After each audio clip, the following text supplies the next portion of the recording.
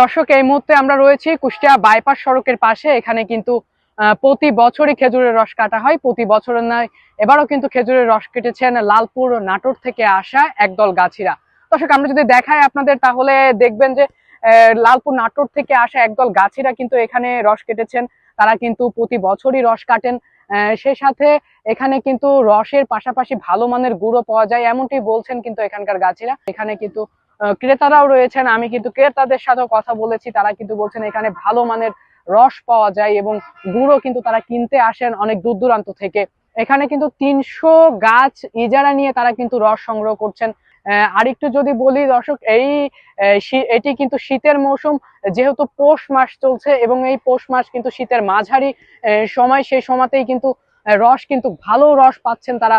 এখানে কিন্তু শুক্রবারের দিন উৎসব মুখর পরিবেশও তৈরি হয়, এমনটি বলছেন কিন্তু এখানকার গাছিরা।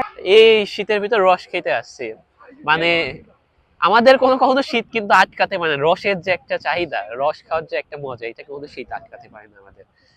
এটা কি খাচ্ছ তুমি? খেজুর রস খেজুরের রস খেতে কেমন লাগছে তোমার কাছে?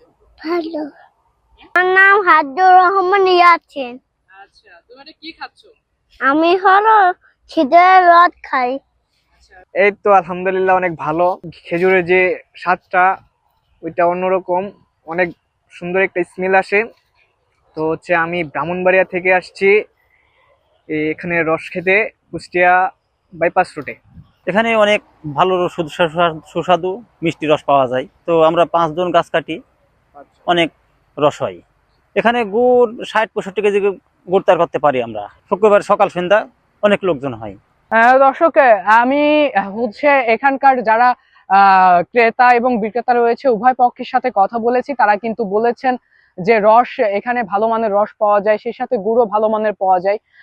আর এখানে রস খেয়ে কিন্তু তৃপ্তি মেটাচ্ছেন এখানকার স্থানীয়রা এবং দূর দূরান্ত থেকে কিন্তু অনেক পর্যটকরাও কিন্তু আসছেন এই বাগান দেখতেও।